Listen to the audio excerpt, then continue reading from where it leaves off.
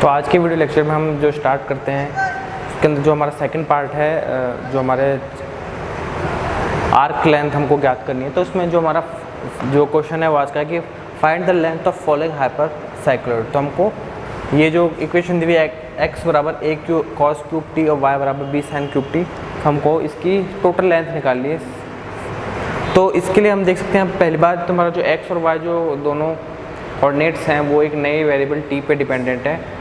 तो ये हमारा पैरामीट्रिक फॉर्म दिया हुआ है। तो इस पैरामीट्रिक फॉर्म के लिए मैंने आपको बताया था कि हमारा जो ds अपॉन dt होता है वो होता है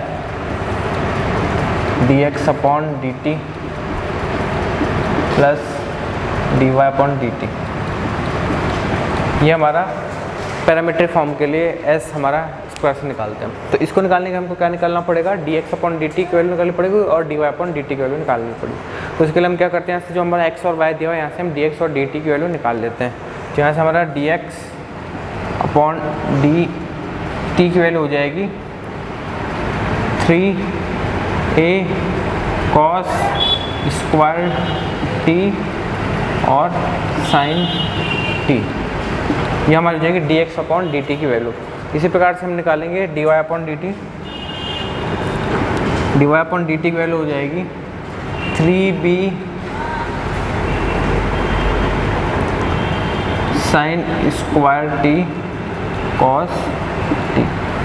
ठीक है, तो यहाँ से हमारे ये वैल्यू निकल गई।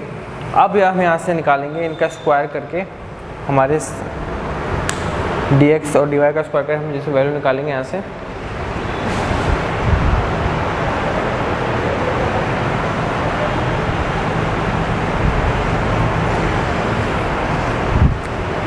तो यहाँ से स्क्वायर करते हैं तो हमारा dx अपॉन dt का होल स्क्वायर बराबर 9a square cos 4t sine square t, और ऐसे ही dy अपॉन dt का whole square is equal to 9b square sine 4t cos square t।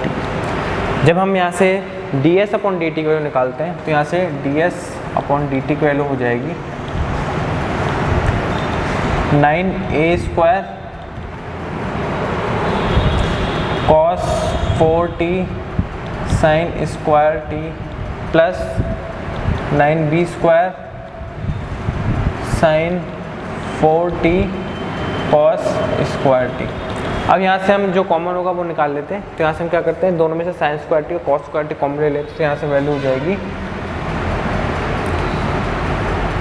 3 sign T cos T. यहाँ से हम 9 sine square T cos square T common लेंगे दोनों में से, तो जैसे अंडर रूट से बाहर आ जाएगी वैल्यू तो हमारी अंडर रूट से ओके ये 3 साइन टी कॉस टी बच जाएगा। तो यहाँ से ये वैल्यू और अंदर रह जाएगा हमारे पास a square cos square T plus b square sine square T. हमारे पास ये वैल्यू आएगी ds अपॉन dt। अब यहाँ से हम जो हमने वैल्यू निकाल ली, तो यहाँ से जब हम वैल्यू निकालेंगे यहाँ से ds, तो इसका इंटीग्रेशन करने के लिए जो वैल्यू निकालेंगे तो हमारी s की वैल्यू हो जाएगी इंटीग्रेशन, इसका इंटीग्रेशन dt के रेस्पेक्ट में। अब हमें क्या करना होगा, इसकी लिमिट निकालनी होगी कि हमें कौन सी लिमिट हम इसकी वैल्यू निकाल रहे हैं। तो वैल्यू के लिए हम यहाँ से देखते हैं कि t के अलग अलग वैल्यू के लिए x और y की वैल्यू देखते हैं। तो हमारे पास जो क्वेश्चन में जब t के अलग अलग वैल्यू देखते हैं, जब t की वैल्यू हम यहाँ पे डालते हैं 0, t की वैल्यू 0 डालते हैं तो हमारे पास x की वैल्यू आ जाती है a और y की वैल्यू आ जाती है 0। जब t की वैल्यू हम डालते हैं पाई2 डालते हैं तो यहाँ से पाई2 पे जो cos, ये तो हमारी वैल्यू 0 हो जाएगी। तो यहाँ से हो जाएगा a x की वैल्यू तो हो जाएगी 0 और y की वैल्यू हो जाएगी b। ठीक है, और ऐसे जब हम t की वैल्यू को लेते हैं पाई, t की वैल्यू से पाई लेते हैं तो x की वैल्यू हो जाएगी -a और y की वैल्यू हो जाएगी पाई पे 0। और जब t की वैल्यू हम लेते हैं -π/2 टी की वैल्यू जब जैसे हम -π/2 लेते हैं तो यहाँ पे जो cos -π/2 है तो इसकी वैल्यू हो जाएगी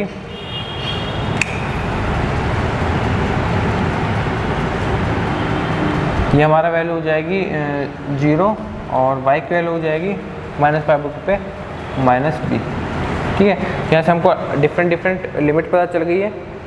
तो यहाँ से जब हम वैल्यू रखेंगे तो क्योंकि अब हम यहाँ से देखते हैं कि जो हमारे टी की अलग अलग वैल्यू इसके लिए x और टी की अलग वैल्यू आ जाएगी, तो जो हमारी लिमिट जाएगी, लिमिट हम देख सकते हैं यहाँ से कि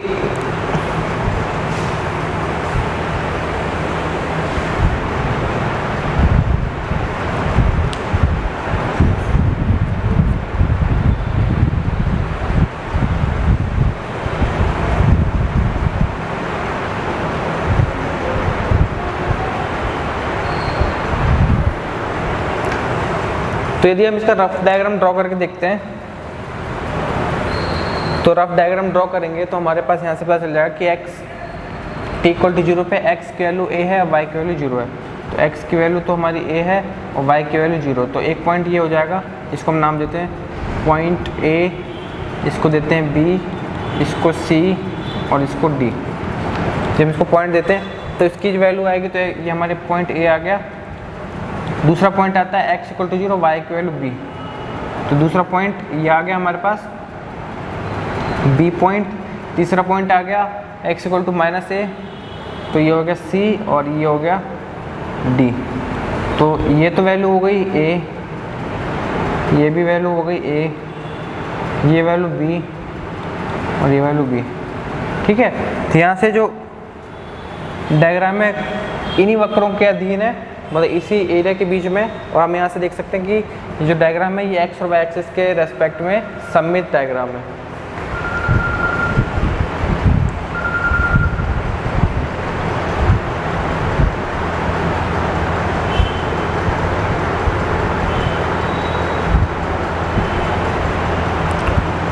तो हम क्या करेंगे, यदि हम इसको टोटल लेंथ निकालें तो हम क्या करेंगे, क्योंकि ये दोनों एक्सेस के रेस्पेक्ट में सममित है, तो हम यहाँ से क्या करेंगे, इसका जो टोटल जो लेंथ है वो हम क्या करेंगे 0 से π/2 तक लेंथ निकाल लेंगे और फिर जो लेंथ आएगी उसको फाइनली 4 से मल्टीप्लाई करके टोटल लेंथ निकालेंगे। तो हम क्या करते हैं, इसकी जो लेंथ है वो निकालते हैं 0 से π/2 तक।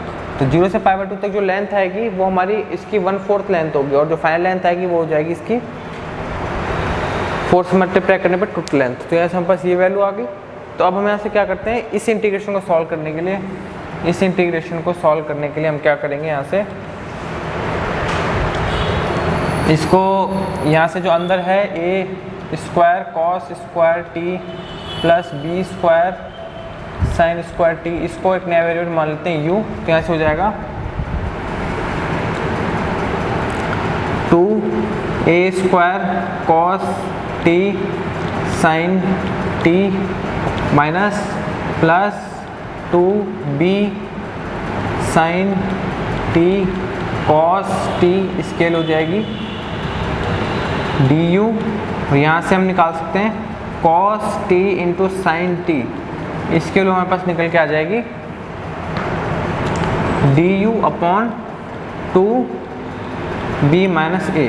ये हमारे पास वैल्यू आ जाएगी cos t sin t into D T, इसके हमारे पास ये आ जाएगी। अब हम इस इंटीग्रेशन में देखते हैं, हमारे पास यहाँ पे sin t dt दिया हुआ है, तो हम यहाँ से क्या करते हैं, इंटीग्रेशन हमारा चेंज हो जाएगा, s के लिए हो जाएगी 0 से, अब लिमिट हमारी भी चेंज हो जाएगी। तो पहले हम क्या करते हैं sin t dt की जगह वैल्यू रख देते हैं du/2b माइनस a। और इसी के साथ में जो अंडर रूट के अंदर है इसको हमने माना u², तो इसका जो वैल्यू हो जाएगी u, तो ये आ गया u। और यहाँ से इसकी वैल्यू है u², तो ये हो जाएगा 2u du। यहाँ से हो जाएगा 2u du, यहाँ से हो जाएगा 2u। यहाँ से हमने इसको यूज़ करवाना है, इससे ये वैल्यू आ जाएगी। तो यहाँ से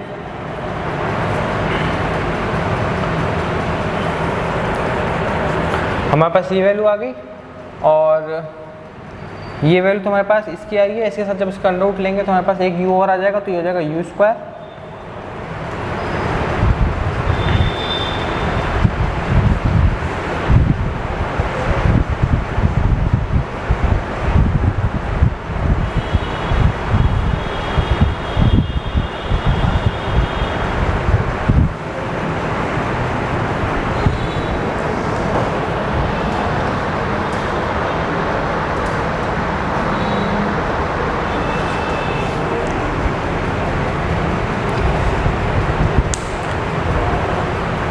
हमारा एस हमारी वैल्यू, अब हम देखेंगे टी इक्वल टू 0 रखेंगे यहाँ पे, टी इक्वल टू 0 पे यहाँ पे वैल्यू आ जाएगी कॉस की वैल्यू 0 ए स्क्वायर, सॉरी साइन की वैल्यू 0, तो यहाँ जाएगी ए स्क्वायर, तो ए यू की वैल्यू आ जाएगी ए।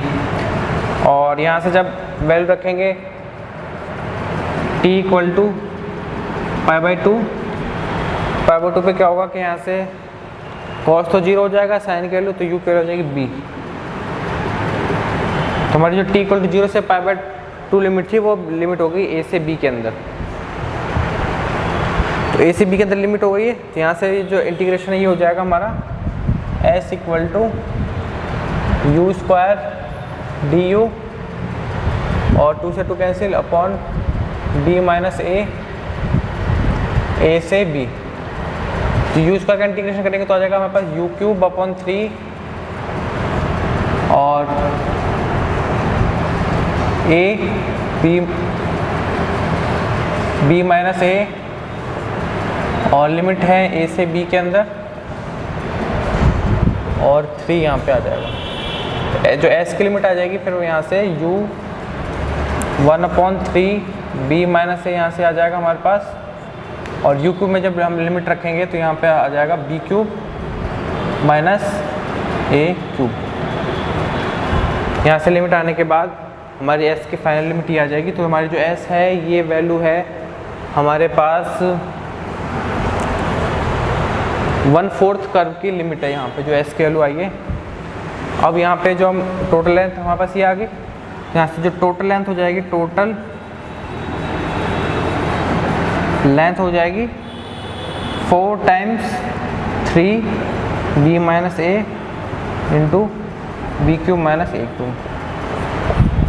हमारे पास टोटल ये लेंथ हो जाएगी कर्व की। हमारे पास यहाँ पे लास्ट में बी स्क्वायर माइनस ए स्क्वायर है, ये गलती यहाँ पे मैंने स्क्वायर लिखना भूल गया था, तो ये स्क्वायर आएगा यहाँ पे स्क्वायर स्क्वायर स्क्वायर और ये स्क्वायर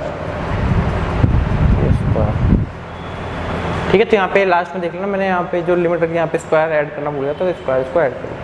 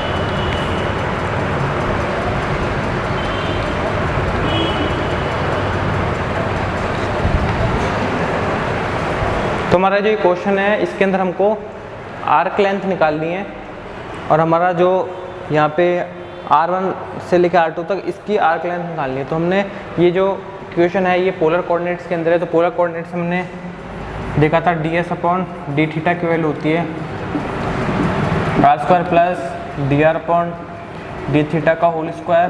तो हमको क्या निकालना पड़ेगा इसे dr/d थीटा, तो हम क्या करेंगे dr/d थीटा निकालेंगे। तो dr/d थीटा हो जाएगा ए की पावर थीटा कॉट अल्फ़ा और कॉट अल्फ़ा,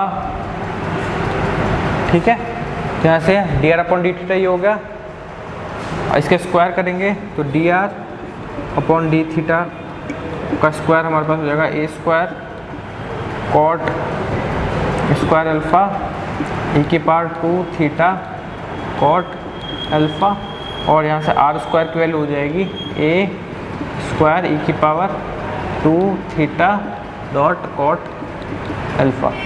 हमारे पास ये दोनों वैल्यूज़ आ गई हैं।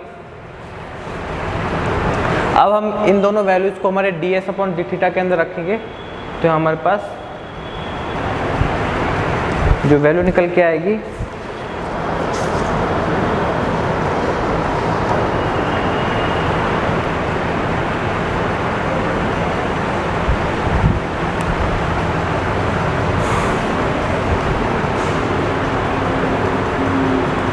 तो हमारे पास ये हो जाएगी d r upon d theta की value, d s upon d theta की वैल्यू हो जाएगी ए स्क्वायर ई की power 2 theta cot alpha plus a square cos square alpha,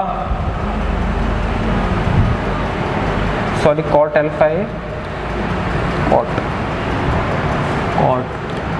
cot square alpha और ई की power 2 theta cot 2 theta cot alpha.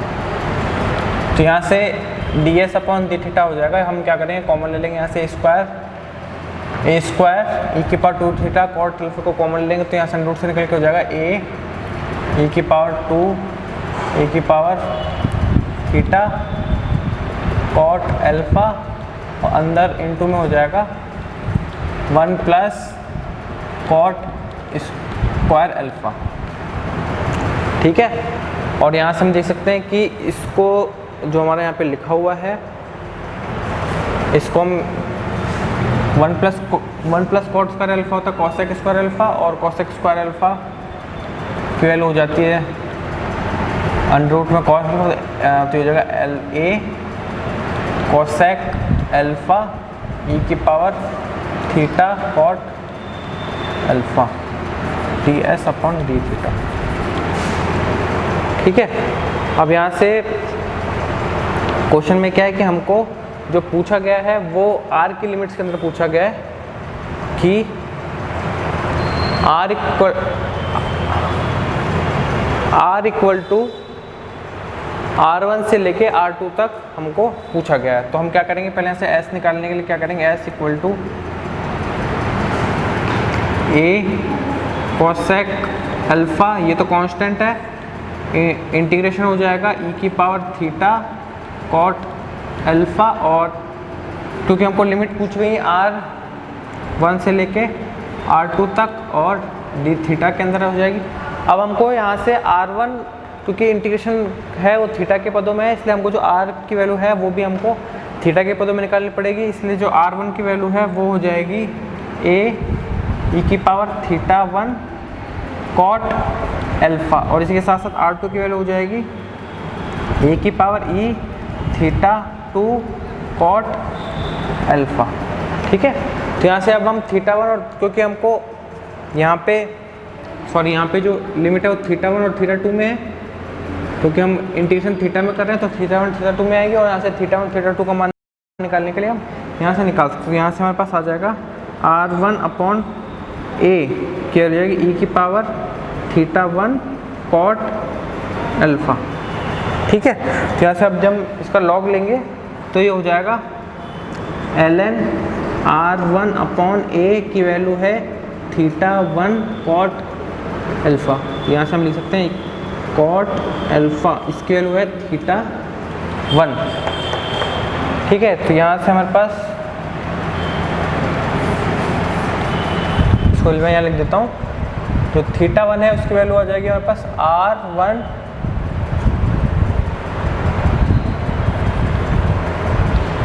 Theta 1 की value आ जाएगी यहाँ से log R1 upon a divided by cot alpha. इसी प्रकार थीटा 2 की वैल्यू आ जाएगी हमारे पास ln R2 upon a upon cot alpha.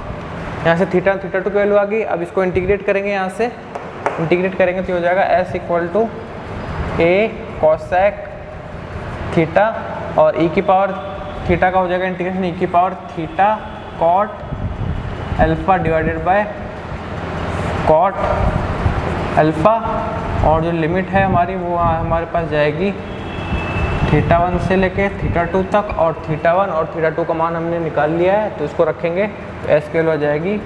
यहाँ पे अब कॉसेक अल्फ़ा है तो जगह a upon sine alpha divided by cos alpha upon sine alpha. हमने यहाँ से इनको रख दिया, और जो लिमिट रखेंगे तो हमारे पास हो जाएगी e की पावर थीटा के लिए जब रखेंगे θ2 तो ये हो जाएगा e की पावर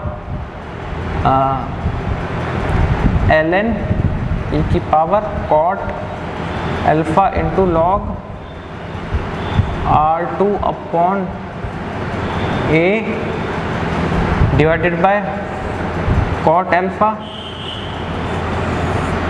माइनस e की power cot alpha divided by cot alpha ln R1 upon a।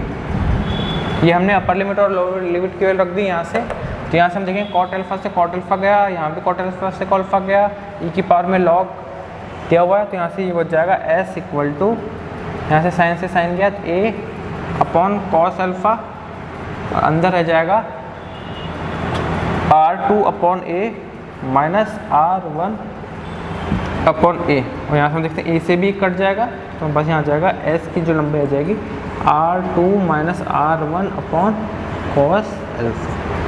तो इससे हमारे पास इसकी लंबाई आ जाएगी।